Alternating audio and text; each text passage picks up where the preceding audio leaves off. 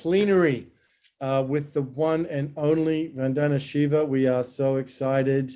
My name is Ben Bowler from World Unity Week and Unity Earth. I'm here with Arena Morrison, and this is something we have been looking forward to over the last few months in conversations with the office of Vandana Shiva, Dr. Vandana Shiva, and this is absolutely one of the highlights for World Unity Week. And I wanted to just give a brief bio before we start to hear from Dr. Vandana Shiva. Dr. Vandana Shiva is trained as a physicist and did her PhD on the subject hidden variables and non-locality in quantum theory from the University of Western Ontario in Canada. Later shifted to interdisciplinary research in science, technology, and environmental policy. This is such an incredible bio over decades and decades and decades.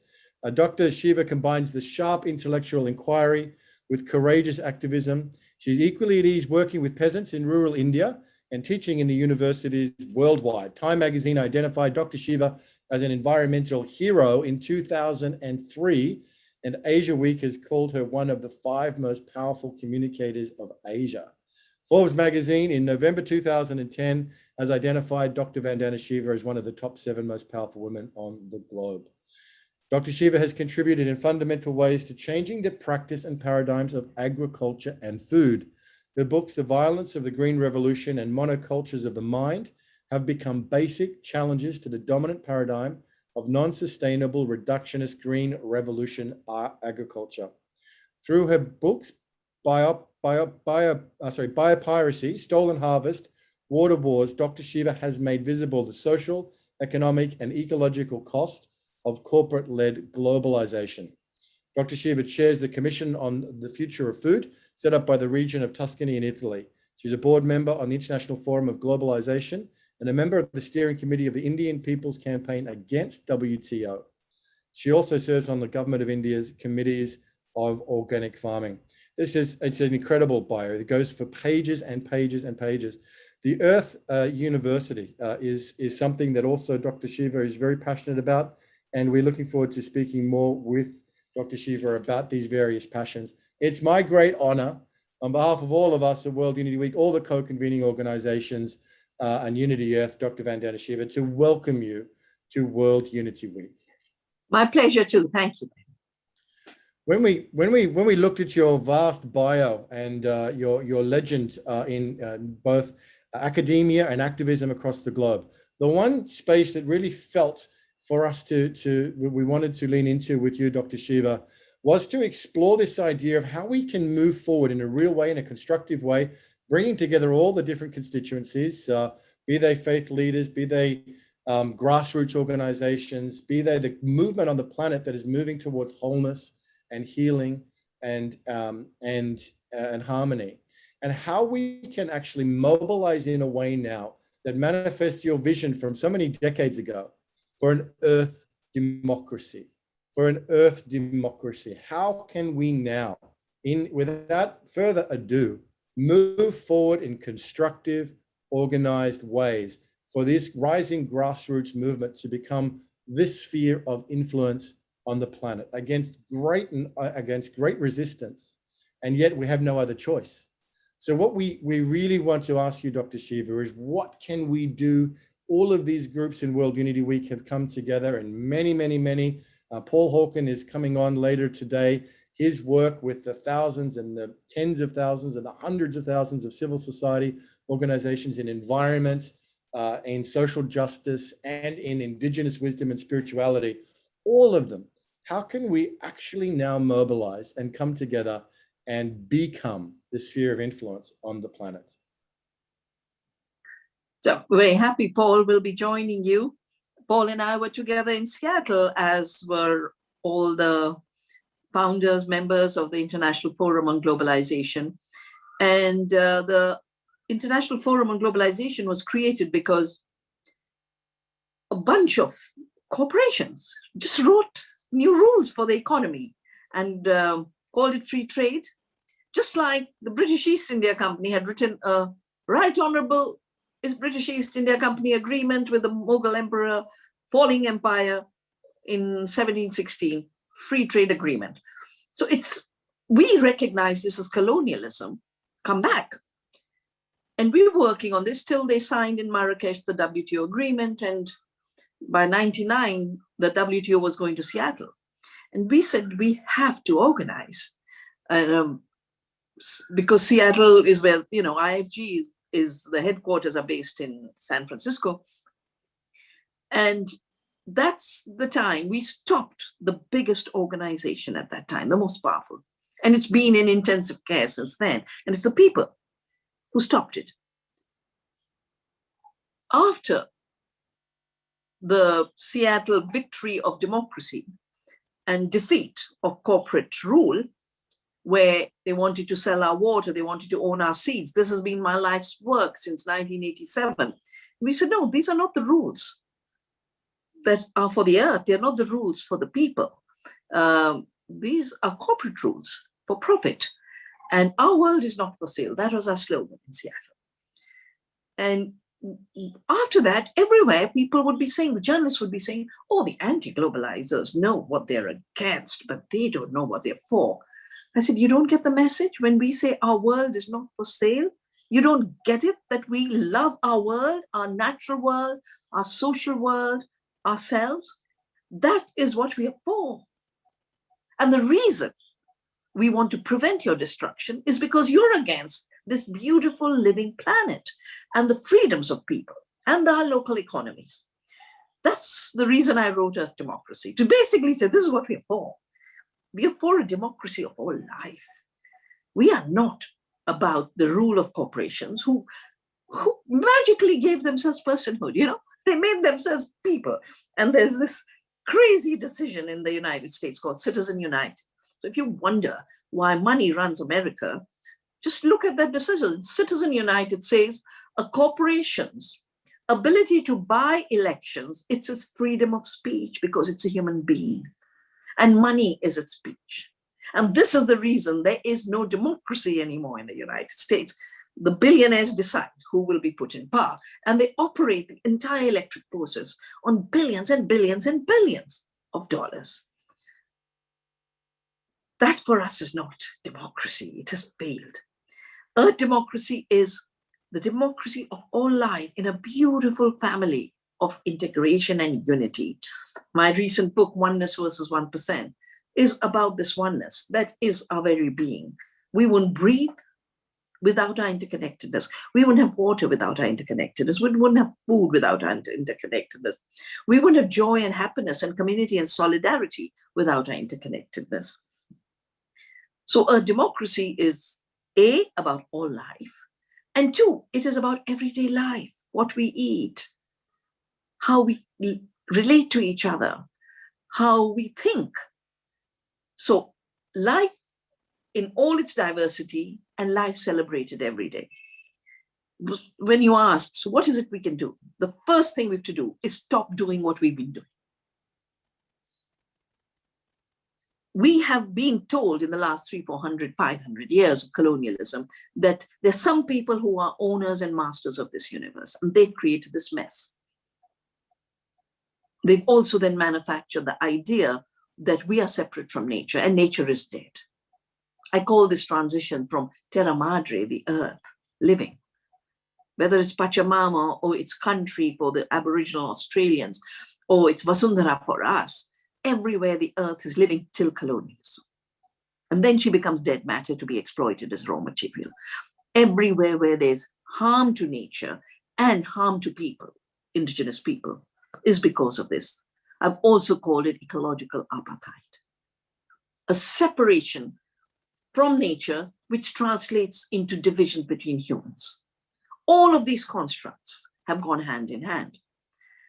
And the biggest tragedy that 5 decades I've been working now to protect nature, love her, and I've learned a lot from the earth. I've learned a lot from ordinary people. The first thing I've learned is those who destroy pretend they are the creators. My whole work on seed saving began with Monsanto saying, oh, we're going to have intellectual property on the seed.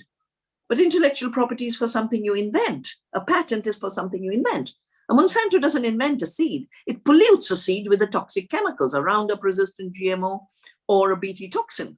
This is not creation. It's pollution, it's destruction, it's appropriation. You've stolen the seeds from us. You've stolen the seeds from the earth. So pirates were the rulers in the old colonialism, and the pirates want to be rulers today. And they've created this strange ontology that when they mess up the world, they're creating. And very sadly, a lot of people adopt that stance. You've got to do something, got to do something. No, you don't have to do anything to the plant. You've got to let it grow. You have to protect it. The plant grows on its own. You don't have to do anything for the seed except love it. Protect it.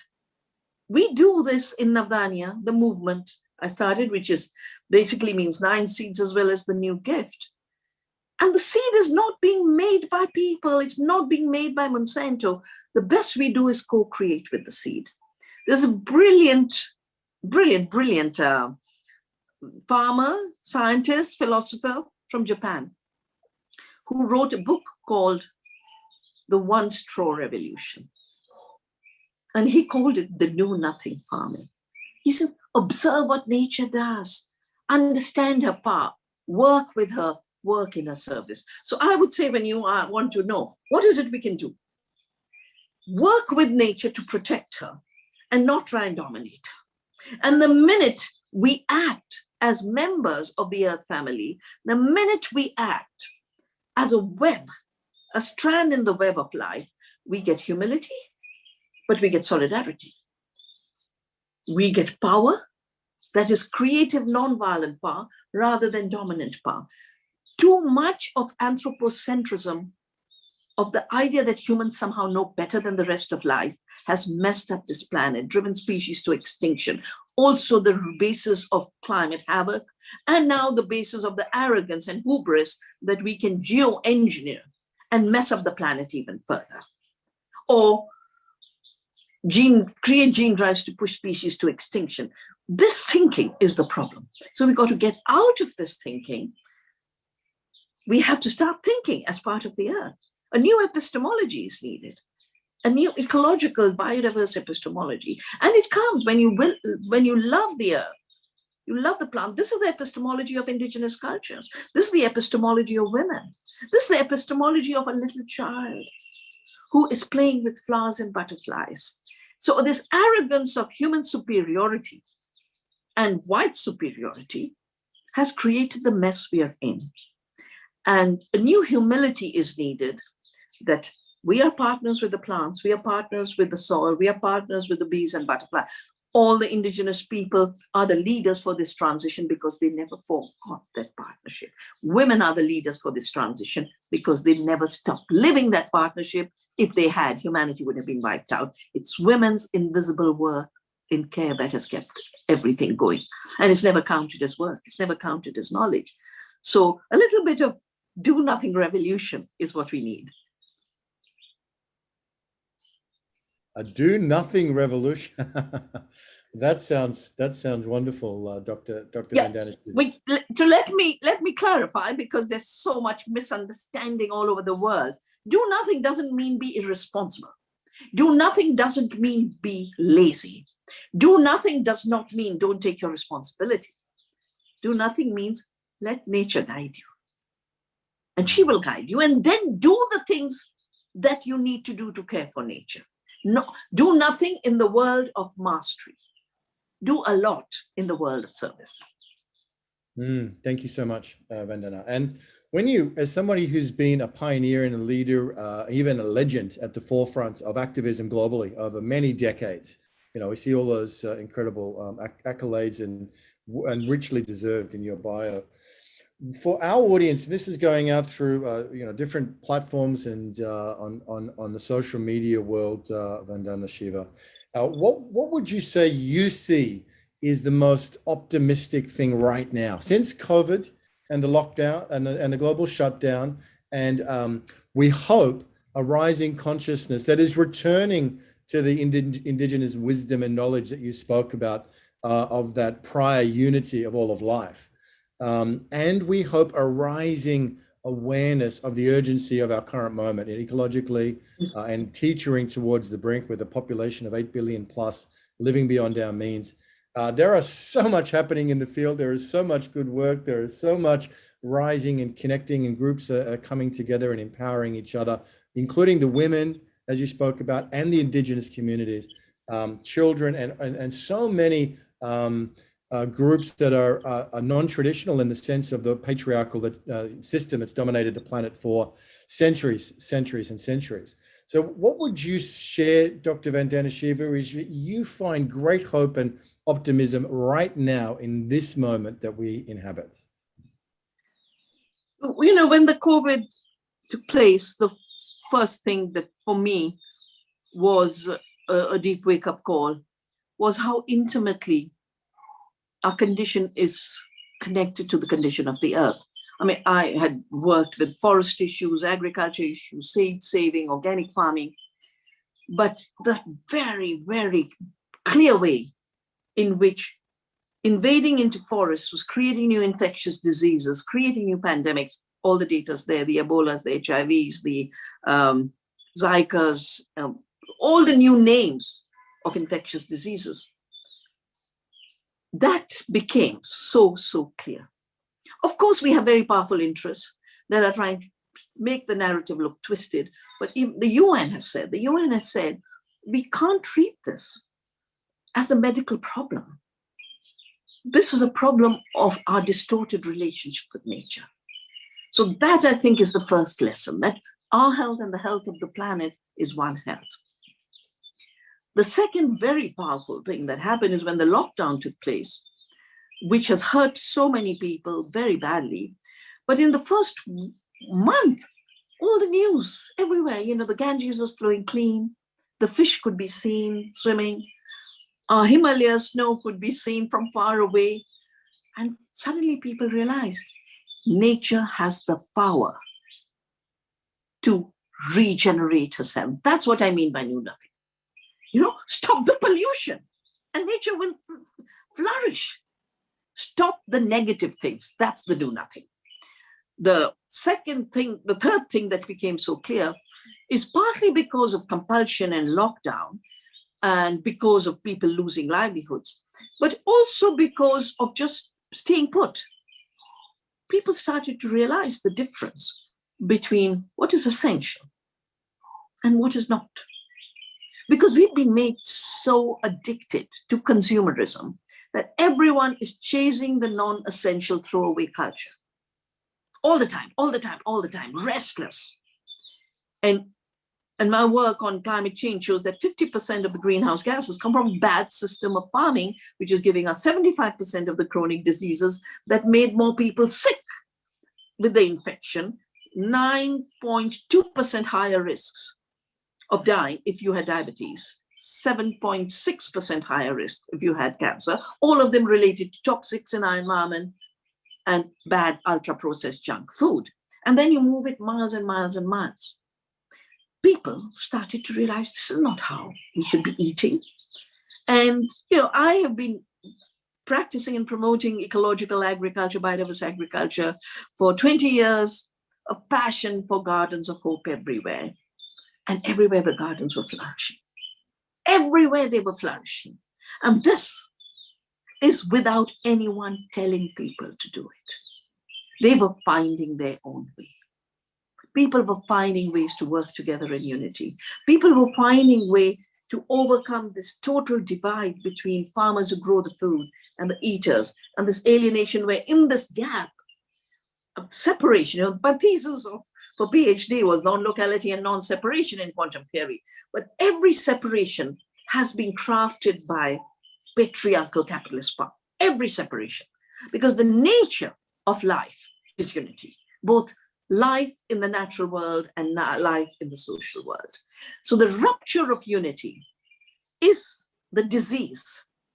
And this rupture of unity has separated those who grow our food from those who need to eat the food, and destroy the farmers' livelihoods, destroy the earth, and destroyed our gut microbiome. This is the new awakening, the interconnectedness. And for me, it's fascinating because, you know, this book of mine, Oneness versus 1%, was triggered by Gates basically standing more powerful than the heads of state at the Paris summit in 2015. And I said, what happened? Since when did unelected billionaires become more powerful as rulers of the world than the elected representatives of the people? And just like globalization and WTO had woken me to brighter democracy, Bill Gates' power over the economic and political system made me write Oneness versus the 1% with my lovely son. Did a lot of the research. We can watch even today how for them a perpetual disunity is their machine. I mean, now they want to separate farming from food. Yeah. And look at the desperate big tech billionaires pouring money into fake food, lab food, farming without farmers. Again, I come to do nothing farming. What is do nothing farming? Let the farmer who already is doing the work grow the food. Let the soil grow the food. Let the earthworm grow the food. Let the pollinators give us 1/3 of the food. And the do nothing then on the food end is let your gut do the work. Why are you trying to cheat your gut microbiome, your 100 trillion companions that are your unity of being? There are 90% of you. And you want to cheat them and deny them and deprive them and declare war against microbes, which means a war against the human being, our life. Very fascinating movement. It got an amazing rise. And then you got an oppressive domination of continuing all the illusions of colonialism and the industrial age. And I have now so much trust in the creative power of this universe that I know if we align ourselves with that creative power, that is the power of unity we can bring to the world. So aligning ourselves with the creative power of the universe, getting in harmony with nature, and allowing it to happen in the do nothing revolution. That is some pointers towards optimism and hope, and what we can actually, how we can orientate ourselves with the righteousness of the order rather than trying to dominate and be the dominant force on the planet. Vandana, let's talk a bit about the creative force of the universe. I met you at the Parliament of World Religions, as so many people have, and that was in Toronto in 2018. What do you see? And the interesting thing about religion is it's such a powerful force on the planet. It can be so destructive and tear things apart, and it can also be some of our noblest motivations as well. What would you say as an observer or commentator about what religion needs to do to evolve? All religions, not singling out any particular one, but religious systems in general need to evolve to become life affirming and to actually be part of the solution towards wholeness and away from this division of separation and control and serving their own institutional needs. What would you speak a little bit into that space for us? Yeah, so religion means that which joins. That's the very basis of religions.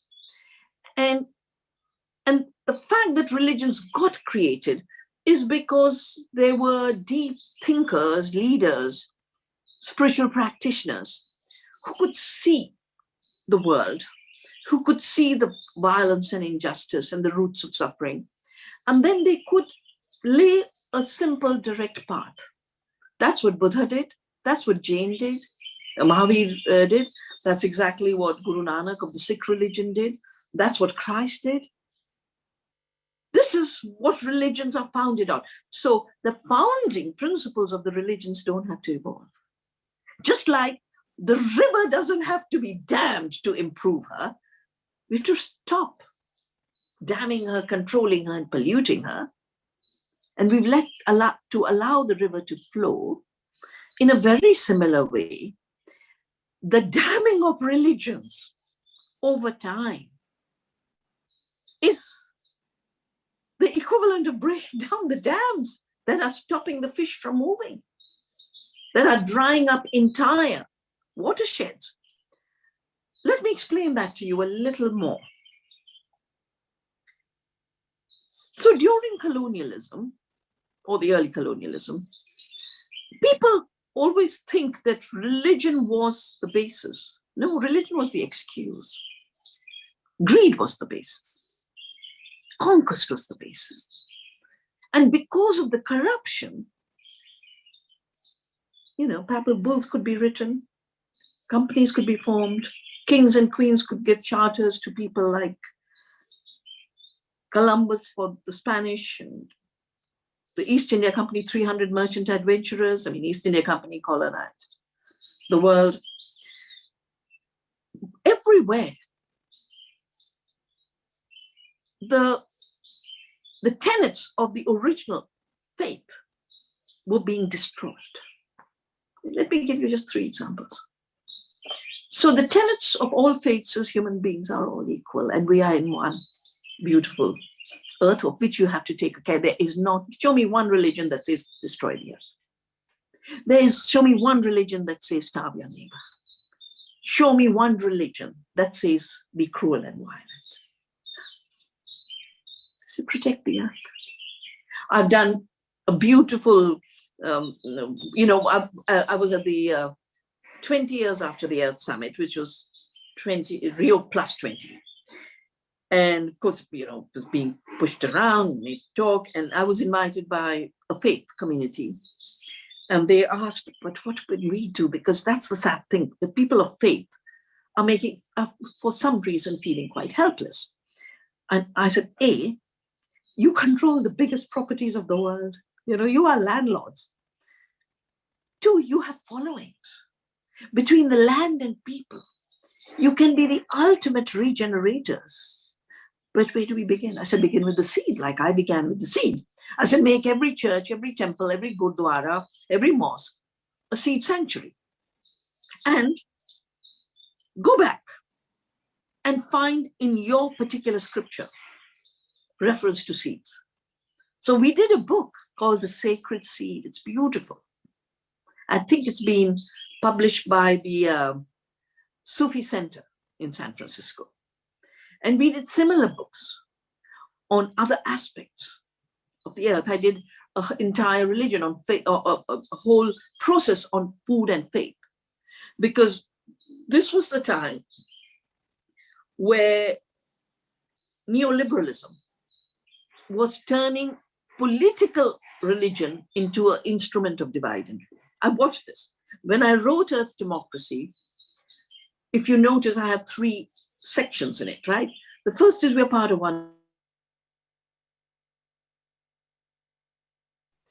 And it can't just be representative democracy run by money of the corporations for the corporations.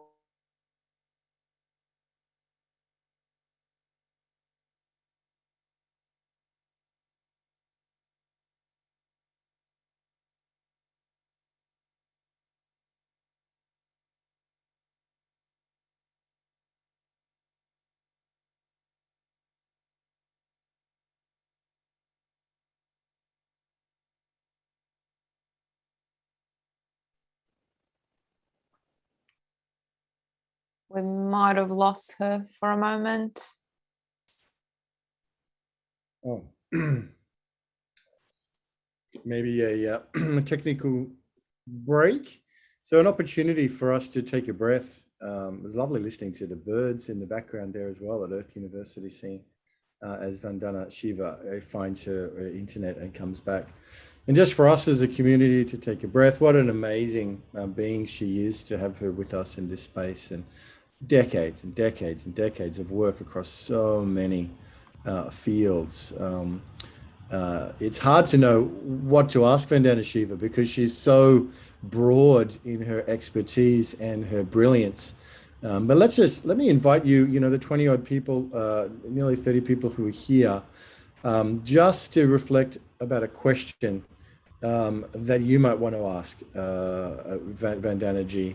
Obviously not everyone will get a chance to ask a question, but put them in the chat, or even, let us know, and we'll throw to you to ask your question in the back half of the discussion. Sunil signed in as Van Prasta. We actually thought Sunil was Vandana when he showed up. What's that, Arina? Summer just put in a chat that she's back. Can you say I'm her back. back? I'm here. I'm Oh, here. there you are. Welcome Good to back. have you back. Yes. I mean, I always get quite amazed. Everyone's putting so much trust in these systems that constantly disrupt. And can you imagine if the life flow of that leaf stopped, what would happen? But it never stops. Yeah. I mean, everyone's hanging on the digital world. And this is what we suffer. I mean, the other day, I had to get a certificate. And for 8 hours, the portal was stuck. Can you imagine if my link had been about a life-saving situation for someone? We're putting too much in a totally breakable system. But coming back to the issue of religion. So I was talking about Samuel Huntington writes, the clash of civilizations. First of all, it's wrong if it's a civilization, there should be no clash. Civilizations are whole systems. And because they're whole systems, they can coexist. And in India, we've had, we have Christianity that is older than Christianity of Europe because the Syrian Christians in Kerala have been there forever because of the trade in spices. Islam in India, again because of the trade in spices, is older than Islam in the Middle East. And we have coexisted beautifully. But here's Samuel Huntington, they'd had the conquests and the crusades. And it's interesting, people don't realize, even the crusades were linked to the spice trade. There was a whole competition over who will control the spice trade. How Huntington says, I cannot know who I am till I know who I hate. And that is so wrong.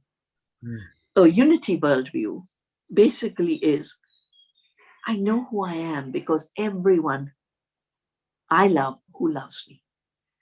The earth, the soil, my parents, my children, my family, my friends. To begin with hate as your defining identity is the beginning of then turning religions against each other in the clash of cultures. And, the British East India Company, when it was defeated, then the British said, we got to use religion to divide and rule. And they turned this beautiful subcontinent of ours into divided lines, Pakistan and India. My own mother was trapped on the other side and became a refugee. She was dazed when she realized I'm in a different country now. And the Bangladesh situation, we don't need to draw lines like this to divide people. And the divide and rule through religion has been particularly vicious. Religion is unifying by its definition. The founders of religion, the Buddhas, the Christ, the Guru Nanaks, are all unifying spirits. But if you go back again to colonialism, most people don't make this connection. I'm writing about it in my new book on the new economies we need, the new return to the earth, new unity. I don't think most people are aware, first, that the witch hunts were actually about criminalizing the relationship with nature. 9 million people were killed as witches, most of them women.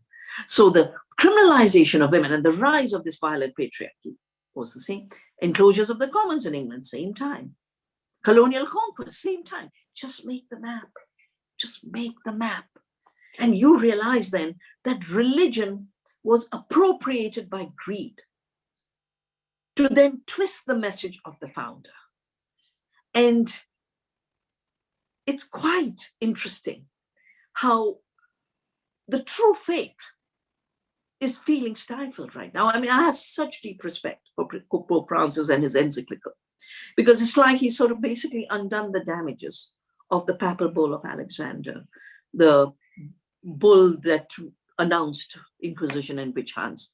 So religions need to reclaim their religiousness. Religions need to reclaim their unifying power. Religions need to reclaim their spiritual roots. And religions definitely need to reclaim their ecological foundations. No religion looks down on the earth. No religion looked down on the body.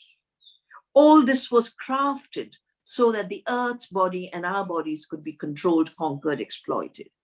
And we just have to go back. to the original. I mean, instead of having interpretations that are distorted, the original writings are so beautiful. You know, we've had political manipulation of religion even in India, but I go to read the ancient Vedas. I go to read the ancient Upanishads, and they are poetry of the earth. They are poetry of love. They're poetry of unity. And it is time to say, no, you know, this is a do nothing. I said, this is a come back to do nothing.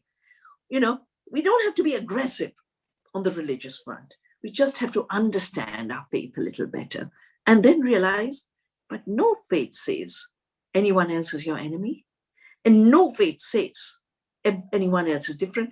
We have a philosophy of Vasudhaiva Kutumbakam, the earth family. That's where I got the concept of earth democracy. Vasudhaiva Kutumbakam, Vasundhara is the earth. Vasudhaiva Kutumbakam is the family of the earth. If you're family of the earth, you won't have arrogance. You won't treat yourself as superior. You won't have anthropocentrism, but you will also not have apartheid, because then there's no one less and more. We are one earth family. Some are microbes and some are earthworms and some are butterflies and some birds fly and some fish swim.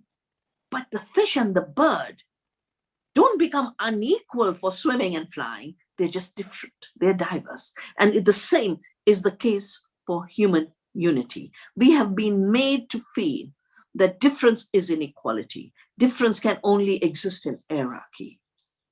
Diversity coexists in unity. That unity is what we have to reclaim in our religions, just as much as we have to reclaim in science.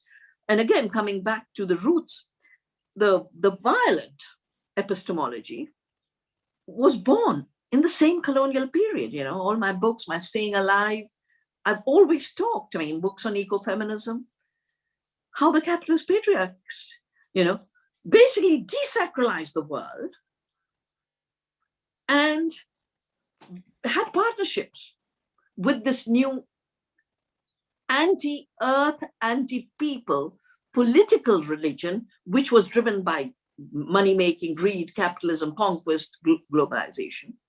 So it's a very, very important moment to realize everyone has a belief system. And I think one of the big violence sources has been because indigenous people didn't have big churches. You know, they were treated as primitive. You know, but their church of life is the most lasting church. It was before humans came and lived after humans go. So the faiths of indigenous people must be a big guiding force. The examples of places, cultures, histories, times where religions have coexisted must be another guiding force, and a very careful understanding of who are the powers who pit religion against each other and use a whole new divide and rule where religions could be the unifying force to bring us together. Wow, what an extraordinarily comprehensive answer, Dr. Vandana Shiva, to the question of religion. It's interesting you mentioned Laudato Si and the encyclical of Pope Francis, because in this time slot tomorrow, we have a special 6-year anniversary commemoration with Father Jostrom Carithodam from the Dicastery of Integral Human Development, who are set up to really bring the encyclical of Laudato Si, you know, further into the world. So that's a beautiful synchronicity. And please give him my greetings. I shall do. I did have a feeling that you might know him. He's from Kerala. He's from Kerala. He's from India. Very good. Some of us were blessed to be with him in the Holy Land in February last year before the shutdown on a program called Holy Land Living Water, working with a group called EcoPeace. And they're doing incredible work, EcoPeace Middle East, for the restoration of the rivers. And they have Palestinian, Jordanian, and Israeli directors. It'd be great to make that connection. And I love what I'm feeling from you in that answer, Dr. Vandana Shiva, is a spirit of ahimsa, of non-violence, and not wanting to go and, you know, not going and be against the religions, but to find ways to bring them forward. We do have one specific question about the paper bulls, because you did mention the paper bulls, and one of our co-convening organizations is called The Fountain, and one of their projects is the Mother Earth Delegation of the United Original Peoples. And they have got a initiative at the moment, quite a high level, to work to redact the papal bulls that were sponsoring so much pain and subjugation of indigenous people, particularly across the Americas. Would you support, and what would you, let me not put you on the spot, but let me ask you, what is your views about this idea of trying to correct some of the things of the past, not in an aggressive way, but in a way to undo some of the hurt, so that we can move forward in a good way? Well, you know, the papal bull was written in 1493, a year after Columbus got his, the letter patent. It's interesting, the word patent begins with Columbus.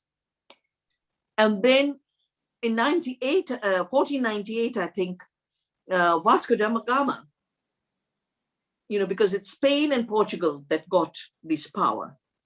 Vasco da Gama came to India and landed in Calicut.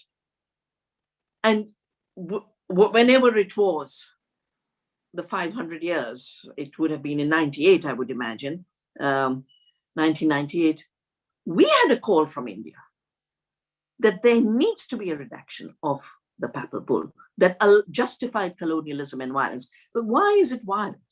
It's violent because it said, go conquer land. Second, it said, exterminate the barbarians. How can you call another part of the human family barbarians? It's so wrong. But you can also see, it's so important for people to see, that it isn't that the church is like that, as if the church is a static thing. It's the historical moment of Europe, where there had been years and years of religious wars. There was an upcoming Protestantism that was basically about money, right? And here was the poor Catholic Church feeling very, very defeated. And they were finding new ways to swim against the tide. Witch hunting was one swimming, and conquest was the other. So I think the papal bulls written in that period of desperation definitely need to be undone. And I just feel informally, in a way, Pope Francis has done it by writing the cyclical and saying, quoting Pope Francis again and again, and St. Francis again and again, and then saying the cry of the earth and the cry of the poor is one cry. And the third part of the violence of that period is it was a violence against women. And that's the reason women around the world just hate the church, I mean, they can't tolerate the church because it has been used since that time to be aggressive against women. Again, I feel so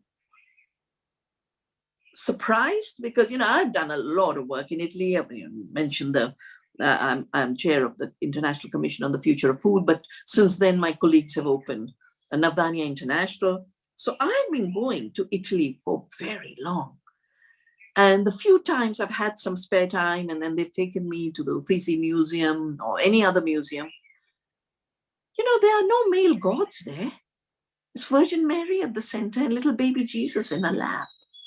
So at a certain point, a papal bull was passed to remove Virgin Mary from center stage. So the church also attacked women. And I think these multiple, so it was violence against indigenous people, called them barbarians, violent against women, called them witches, and violent against the earth as a place to live peaceably on, now as property to be conquered and territories to be owned. And I think the planet needs a healing and correcting the wrong. I've always said there should be no patents on seed. And fortunately, I live in a country where at that time in history, it was possible to say plants, animals, and seeds are not human inventions. We have that law. I've helped countries like Argentina and other intervene as amicus to say, but seeds are not inventions, and therefore Monsanto cannot claim patent rights on this. I think so many of the wrong things done through the hubris of power need to be undone for the future of the earth and humanity and the new unity we need to find. I mean, these are totally man-made by a few people. Why should a few people's mistakes be made permanent harm to the earth and us? Yeah. They're wrong papers. They were bad papers. There was a lovely Guy Fawkes, who had bonfires. I think we need I said, let's have a do nothing revolution in terms of everything that harms the earth. And part of the do nothing revolution will be a bonfire of everything should never have existed. I'd burn the WTO agreements. I'd burn the papal bulls of that time and celebrate the encyclical. That's amazing, Vandana. It's so funny because our theme this year is let's do something, and we're all laughing because we're all so busy doing. I think we're starting to set the theme for next year. I like it. I'm going to get an advanced proposal that next year, John Raymer, our theme is let's do nothing. Well, let's do nothing where nature's anyway doing things. Women are anyway doing things. Indigenous people are doing things. There, the spirit of conquest should just step aside. That's the do nothing. So Vandana, one last for me, and then I want to introduce Irina, who's got some questions, and there are some more questions there. Let's talk about the decade we're in. And I'm combining a couple of questions in the chat here that are talking about the urgency and scaling up the do nothing revolution. But here we are at the start of a new decade of unprecedented challenges and complexity, new hope, promise, opportunities. And this feels like the urgency of a great U-turn that we need to take. We have the SDGs, which are orientated to be by 2030. We actually have Rabbi Avraham Sotendorp on the platform tomorrow in World Unity Week, talking about his call for a holy decade of transformation. We also have Otto Sharma, who's talking about a decade of transformation. There seems to be something in the field, if you like, that is really galvanizing our spirits and our orientation to begin 2021 at the start of the 2020s and to set ourselves a time period to really make this U-turn at a global level in all systems, in entire systems. You have donut economics, which is rising across the planet. You've got your incredible work. You've got amazing spiritual inspiration. Indigenous wisdom is rising. And there is great cause for hope. And of course, there is such a tremendous urgency. Do you feel also that orientation around this decade is useful? And would you speak perhaps a little bit about that and scaling up, and perhaps also include your views of the SDGs? Yeah. I think it must have been 2017. Till the lockdown happened, but we had this lovely tradition of organizing an annual Earth Festival, which we call Bhumi. Bhumi is another word for the earth. And that particular year, we were celebrating poison-free regions. I'd worked with the Sikkim government, which was the first state in the world to declare itself fully organic. And around that time, I was asked to write a foreword to a book about a region in Italy, in the Alps, where the apple cultivation had led to so much damage with pesticides. And then they'd had a referendum. And through the referendum, the mayor of this particular area had banned pesticides. And of course, there were all kinds of issues after that. But I just wrote and said, I'd love to have the mayor for this poison free. And I'm giving you this story because we just said, we should work to get the poisons out by 2030. Now, for those who trivially think this means it's the opposite of do nothing, no, it is stop the destruction and therefore do nothing to let the plants have all their amazing chemicals that control themselves. These trees, they are not trees anymore. Apple trees go like this, and they have roots, and they're full of branches.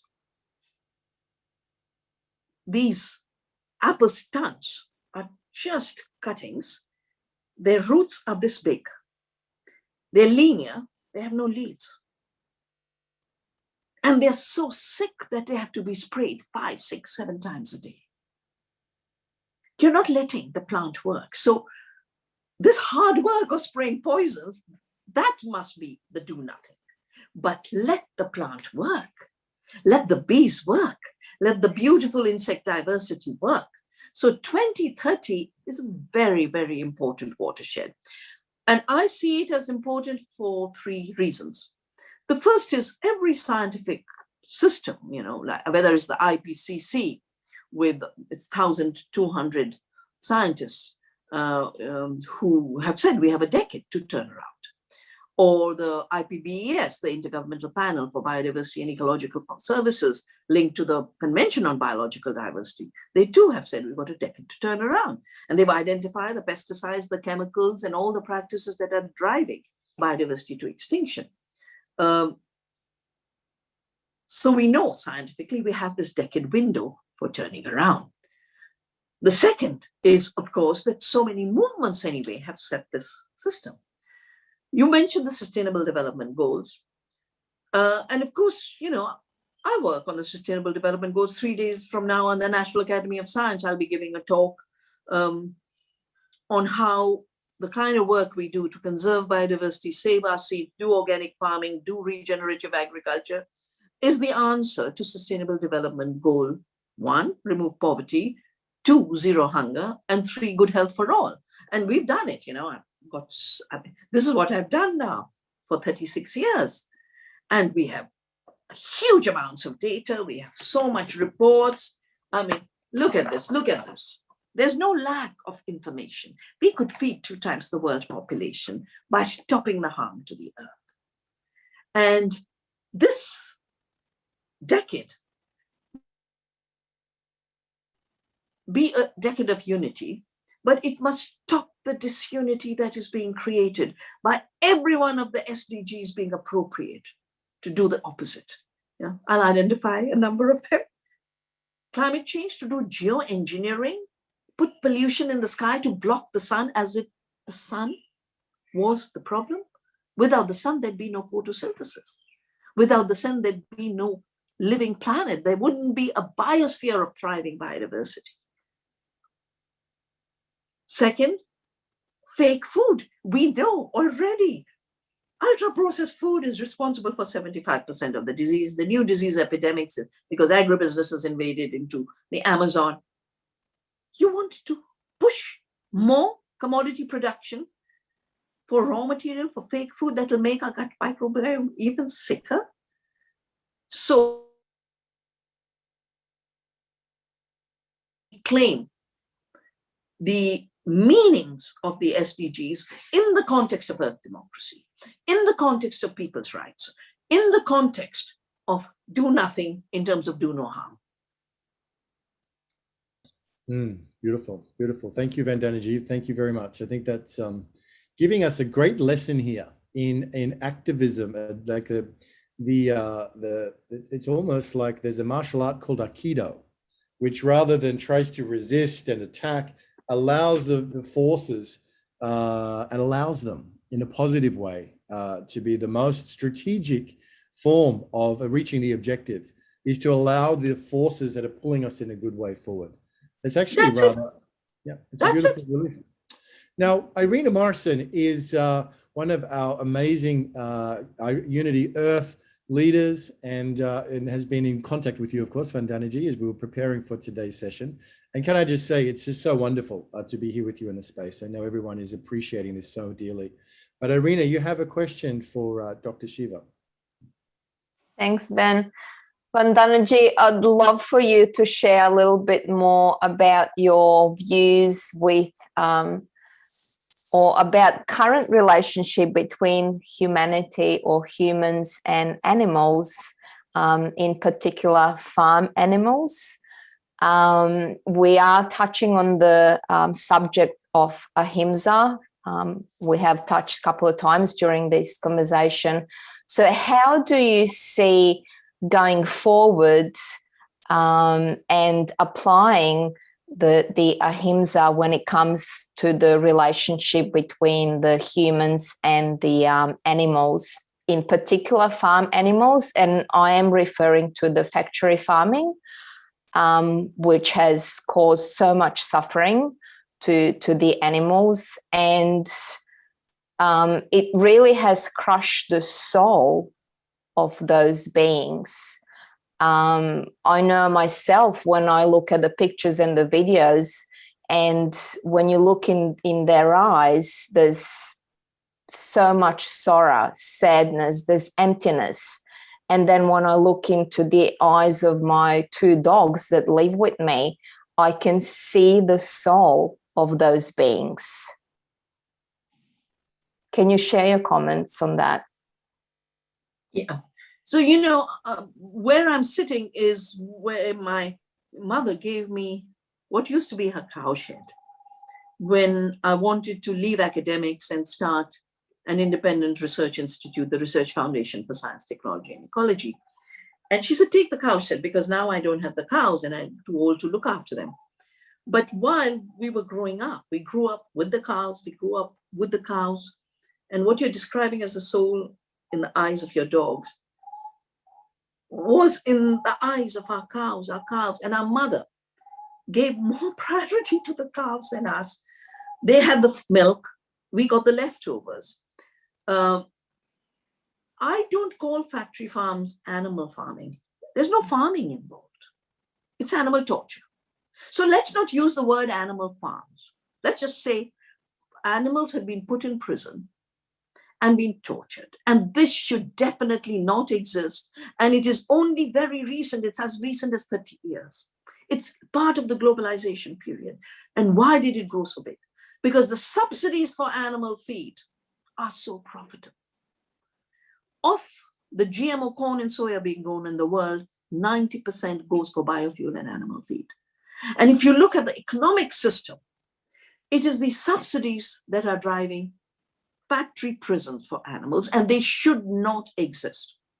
But because we use the word animal farming, we get confused with the fact that I have a lovely cow. We have 5 generations of cows on our farm, and I have consciously avoided fossil fuels. We are a poison-free, chemical-free, fossil fuel-free farm. So in every non-violent culture, there's never been priority to one gender, right? It's only recent times, again linked to globalization, we've had this crazy violence against women called female feticide and exploding femicide. But it's factory farming that has created this strange system that there's only one sex that is useful, right? If it's dairy, you only need the female, then kill the male. And if it's egg-laying chicken, you just need the female. And they literally, we have a little book called The Tale of Two Chicken, where our chicken run around free and factory farm chicken are killed. So the story was a real story about a factory chicken called Felicity, who was finally released, and a Rani, a free chicken. Just in the last week, we've had an amazing phenomena because of the confusion, particularly in the Western mind, where because people have only experienced the violence of factory farming, they cannot even imagine that we can worship the cow as a mother. They can't even imagine it. They can't imagine that women, 100 million women in India, work with their mother cows. The calves that the mothers have to have the first priorities because that is their livelihood. They have no land. These are the poorest women. And they have created the biggest dairy in the world through love and non-violence. And because there's so much money in fake milk and fake meat and fake this, armies are created to attack the cow and to attack the women. So I always say non-violence is a systemic system. You don't pick an element and say, I'll be non-violent here and I'll be violent here. Because animals are part of an ecosystem. We are animals. We should celebrate our animalness. That is where we celebrate our being members of the Earth democracy. All animals eat plants. So this new language of plant-based is very strange to me because there would be no life without plants. Every animal eats plants. Everything is plant-based. Begins with the leaf, photosynthesis, the sunlight, creating the carbohydrates, giving us the oxygen. What is happening is some people who've kind of reacted to factory farming with a very narrow experience of Western industrialized society, and then are trashing everyone who are living with their animals as a family. Go and look at the Sahara. Go to the Tibetan plateau. Go to the areas where they herd the reindeer.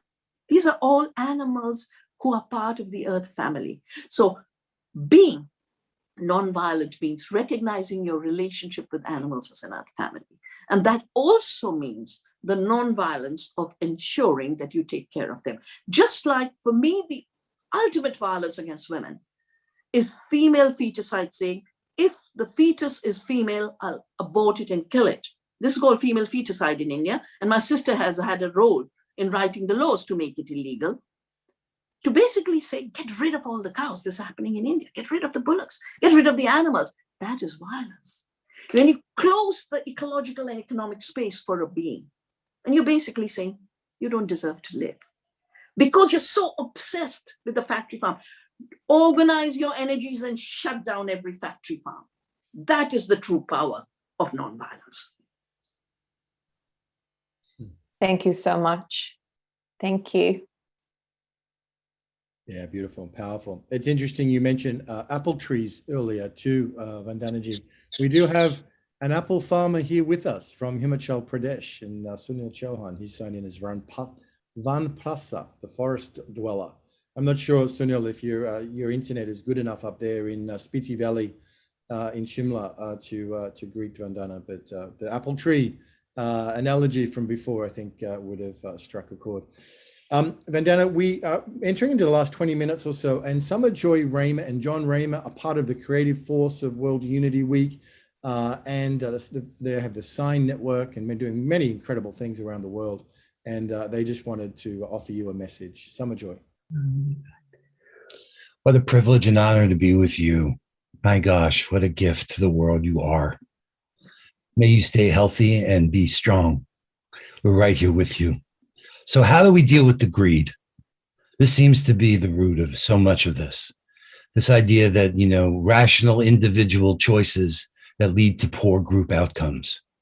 So I wonder what's at the root of the greed that drives us for so long and seems to be part of the pattern of everyday life. How do we undo this way of being with ourselves and each other? And one other piece I just want to add is, how do we bring joy into this journey to unity? So talking about greed, people think Adam Smith wrote the book called Wealth of Nations, and it's an economic text. It's a greed text. He just defined greed as our essential nature, and then built an entire economic edifice. And of course, he was justifying the greed of colonialism. But greed is not human nature. Greed is cultivated by some people in order to have power over other human beings and over the earth, and to make profits in the process. I feel very grateful that I have the opportunity to follow my passion to study quantum theory at a deeper level. And I have repeatedly referred to the fact that for me, unity begins with the quantum reality, that the quantum reality teaches us that everything is non-separable. Things are interconnected.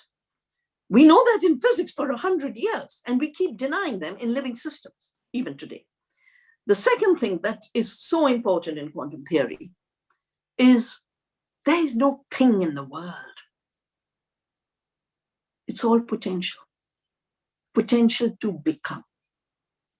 And because there was that period of colonialism where they were writing books which are taught till today to our children,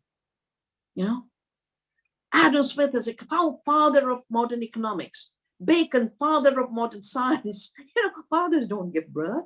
And they begin, this claim that they founded these disciplines is basically they're not disciplines, because they are basically, what would I call it? Propaganda for domination and greed, and essentializing domination and greed as human nature. This is not human nature. This is a preferred idea of human nature, an illusion, a construct. And human nature has the potential to be loving, to be kind, to be non-violent. And the earlier discussion we had on religions is precisely about that. Christ did not teach greed.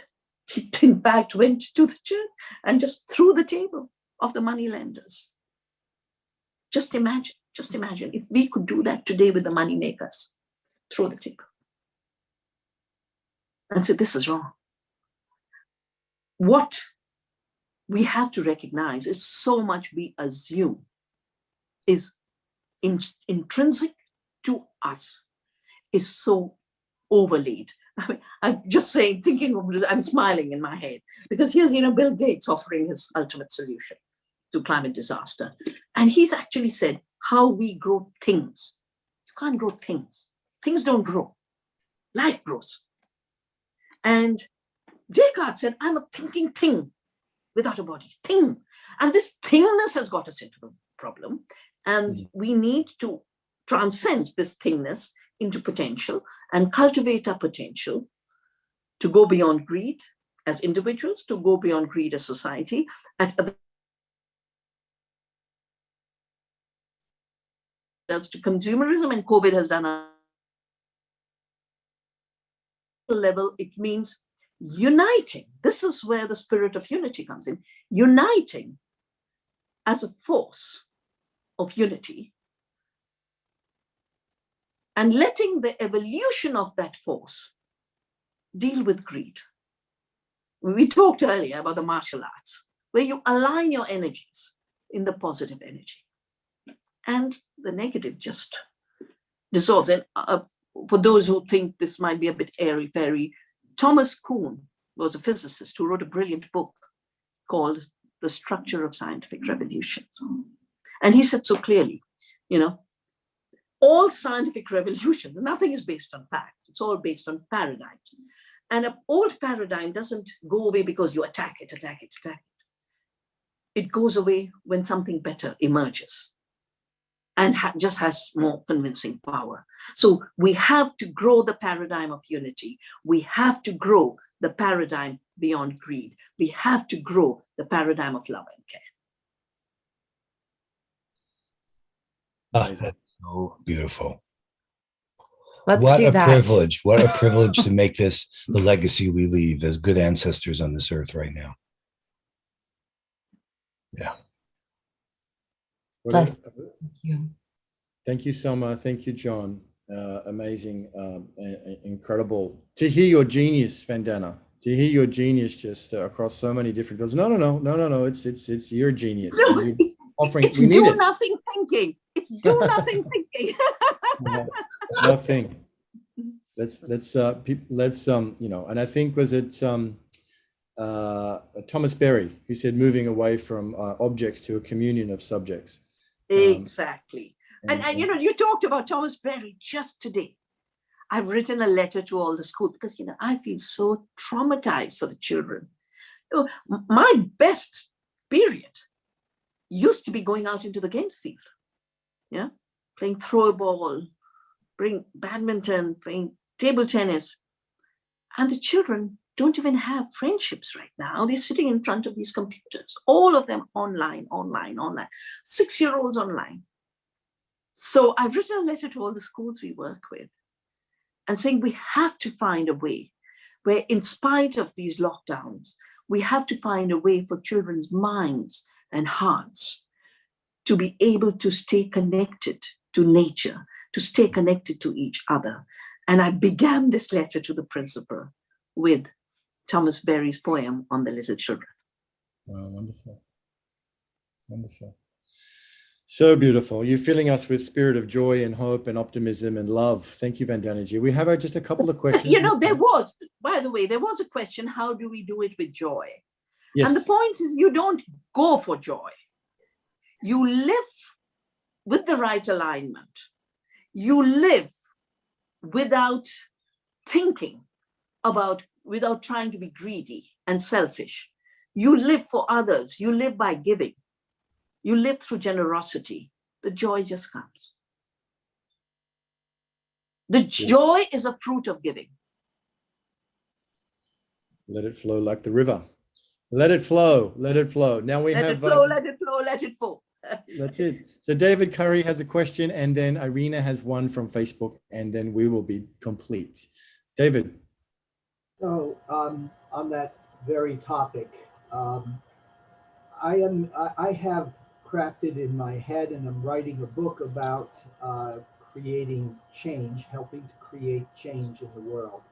And I would like some feedback or advice from you, if I may just share it in like 30 seconds or 60 seconds. It really is, especially here in the US, where we've lost control of our democracy and capitalism have both merged, as you said, we've lost control of our civic space. And so I think reclaiming that can be done through the ancient practice of circle, where people come together to become more power with than power over, more like nature, and then apply their wisdom to solving local problems, and then connecting those through people's committees to create a national and eventually global organization for change that comes from the bottom up rather than the top down. And so I know that most of your activism was started and grounded in localism. This is highly local, and I think this offers an opportunity for people to become involved. What would your advice be? I call it for the good of all now. It's Gandhi, right? Yeah. You know, my constructive work and creative work is, of course, local, because you cannot love and you cannot care in abstract. You know, it has to be, love and care have to be embodied and relational. But my work on WTO and globalization, my work on Monsanto and now Gates is all very, very global, because these are global actors. And they affect every particular, they affect every place, they affect every human being, they affect every non-human being. When you talk about the change, I think there's nothing more powerful than Gandhi's quote, be the change you want to see. And coming back to the do nothing philosophy, yeah? If you are the change you want to see, and you are addressing the urgent issues of the time in a very, very natural way, these circles spread. And that is how real change comes. Real change comes when many, many people start being the change they want to see, and it rises like a harmony. I think one of the very crippling leftover ideas of the dominant age of colonialism, and I call it mechanistic reductionism, is that by making us think we are atomistic, we are things, and we are all isolated, has deprived us of the beautiful experience and knowledge of harmony as self-organization. That's the way nature works. That's the way good societies work. That's the way harmonious families work. That's the way good friendships work. Harmony is a relationship, and harmony is a relationship that respects, that knows where the boundaries are, that respects limits. And harmony then is an arising within that safe space, you know, the immunity space of systems, the membranes of self-organized systems. And the harmony is part from the molecule to the cell, to our bodies, to the ecosystem, to the whole planet. This self-organized nature is the beautiful work of the emerging sciences. It's my focus since I started to work on seed, that seed as living systems are self-organized beings. And I think we have to learn our political strategies by learning from nature, learning from the plant, learning from the seeds, and seeing how do they organize each other without being violent to each other. And you know, the fact that in a food system, you know, one species will eat the other, that's not violence. I think that's where we must get it out of our head. Then there is no way you can have a living system where one species doesn't eat another species. Eating another species is not the violence. Constantly eating too much and destroying the species is the violence. A tiger eats a deer, but it doesn't eat 500 deers. It eats a deer and then sleeps. So we must get out of the idea that eating is the problem. There wouldn't be a food system, there wouldn't be a food web without one species eating the other in balance, with limits, with restraint and respect. What we need to get out of is overeating and hiding our gluttonness. And that is where the ecological, externalities, hiding the full costs. If you just add it all up, we've done a book on wealth per acre, $1.3 trillion harm of chemicals, just to human beings and the environment, 1.3, as much as our GDP. We hide the true costs, but we also hide and deny our own capacities. Because we are part of nature, we have amazing capacities to organize in harmony. Beautiful. Thank you, Vandana. Vandana ji, for that answer to David's question. Final question. And then we're going to show a graphic recording that Cara Stonehouse has to finish off today. I'm looking forward to that. But Irina Morrison, you have a question from the Facebook, from the world of social media for Dr. Vandana.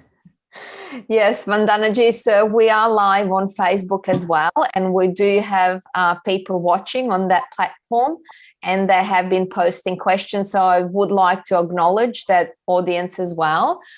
We had a question on Facebook asking if you can share what can we do in our schools globally to teach the next generation the importance of connection, of unity, and of love. And I would love to throw that into that ahimsa as well. So if we can, bring like a full circle, and how can we teach our future generations all that? I think the biggest contribution we can make to future generations is let them learn from nature and the earth. That A, we are part of the earth, and two, doing no harm to the earth also means not doing harm to ourselves, because the two are interconnected. And over these many years, I realized the good place to begin with young children is with gardens. And we have a movement called Gardens of Hope. As a scientist, I say, my gosh, in the garden, you can teach the child everything about geology, everything about geography, the plants that come, where did they come from, everything about history. You can tell them everything about biology. You can teach them everything about climate change. There is nothing that you can't teach them. So it's just that you have to bring the classroom into nature. And it's also the case that in the process, they will learn all the disciplines in any case. I will give you a little example. So I started Gardens of Hope, and sometimes when I had the opportunity, I would revisit schools where we had started gardens. And this little child says on my second visit, and I said, what was the most important thing you learned? This child says, abundance. One tomato seed gave me hundreds of tomatoes, and we saved some of the tomatoes in the garden for future seeds. And those tomatoes gave us thousands of seeds for future tomatoes.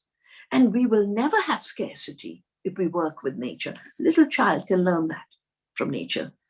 That is, where does greed come from?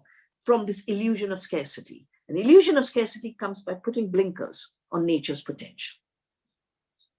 Letting the children be part of that. This is the time where, just like it is wrong to violate nature, it is wrong to push women into corners and commit femicide. It's one of the biggest killings right now, femicide.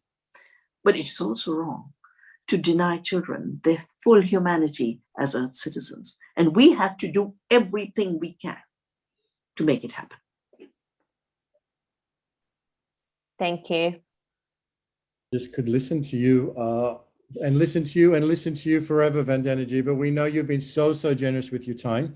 And this discussion towards Earth democracy. Now, this is work that you've been working on for decades and decades, but it feels like this period of time we're in over these coming years is a tremendous opportunity globally for many different systems to unite, all of these different groups coming together. So may that be so, and we are absolutely with you. We have one thing we just want to show you and share with you before we close and let you move on with your evening. Cara, are you there? Would you like to show the graphic recording for today? Cara Stonehouse from the Hague Center for Global Governance, one of the co-producers. Just takes a few presses. Okay.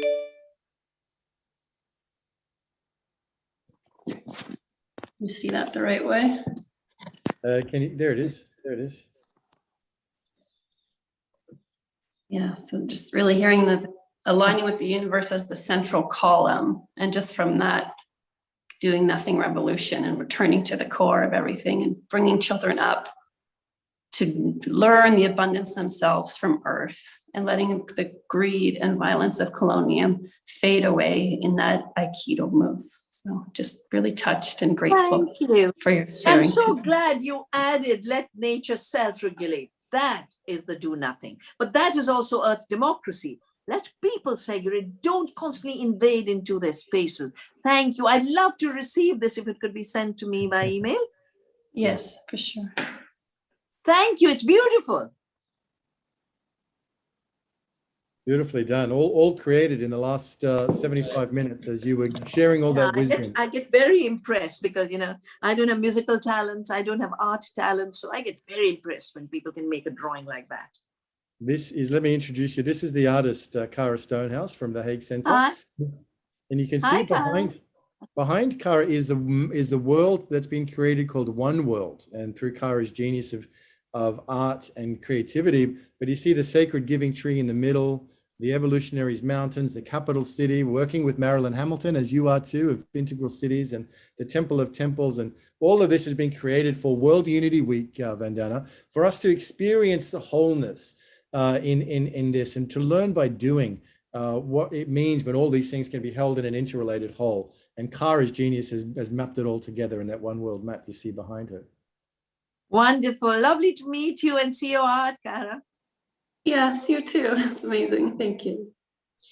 Well, Vandana ji, Dr. Shiva, we cannot thank you enough, your generosity, your graciousness. Thank you for saying yes to us.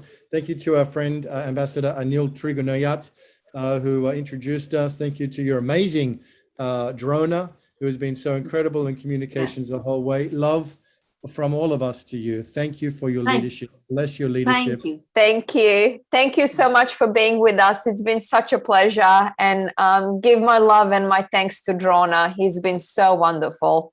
For sure, I will let him know. Thank you. Thank you. Thank Bye-bye. you. So much. Thank you so much. Thank you.